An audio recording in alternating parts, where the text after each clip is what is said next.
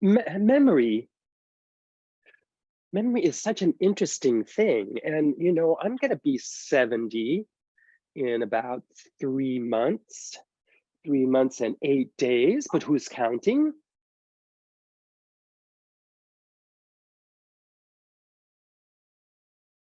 It used to be that I remembered everybody's names. I could remember, and I remember surprising people about my ability to remember people's names. But now I can barely remember my own. Thank God all of you have little names in the bottoms of your boxes, right down there, so I know who you are.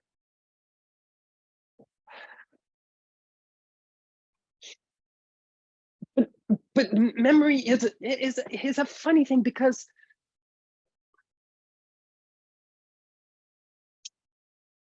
Kate Turabian. Now raise your hand if you know who Kate Turabian is. I'm not going to look because I don't want you to be embarrassed, but I think it should be helpful, at least in this group, to confess whether you know who Kate Turabian is or not. But I know who Kate, I mean, at least I know, I don't know her personally. I've never met her. And I don't know her because I've used the Chicago Manual of Style very much, but because for a number of years, I did the graphic design for the catalogs for the nine schools in the Graduate Theological Union.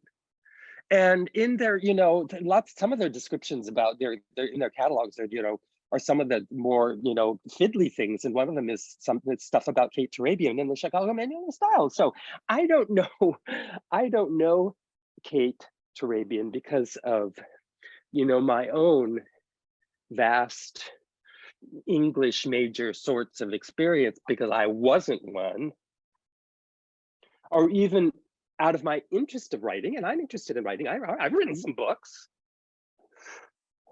But Kate Turabian, I remember her name. I don't know why.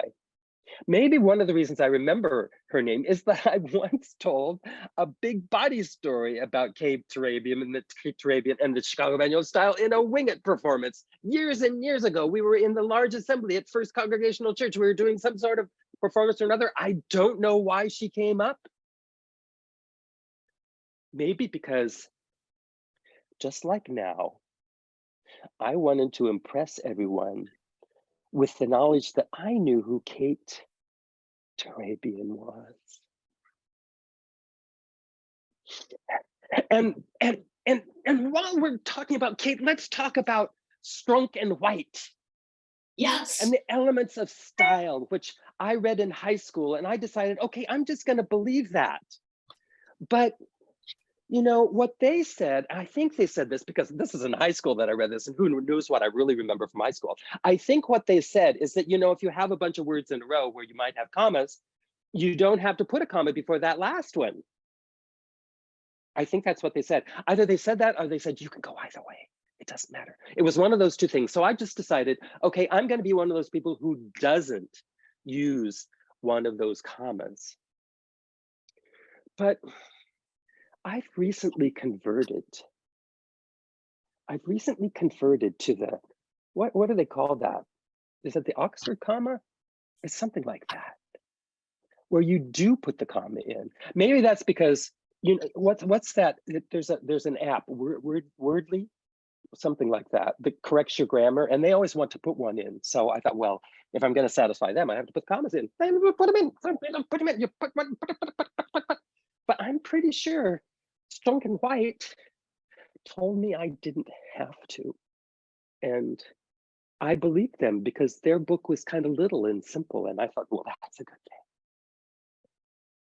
So Kate and Strunk, comma, and White, thank you, I think. But turns out I don't care about commas so much. I like to say this and this and this and this. I like to put a lot of ands in there. I don't know why, I just like to. And I'm going to do that for as long as I want.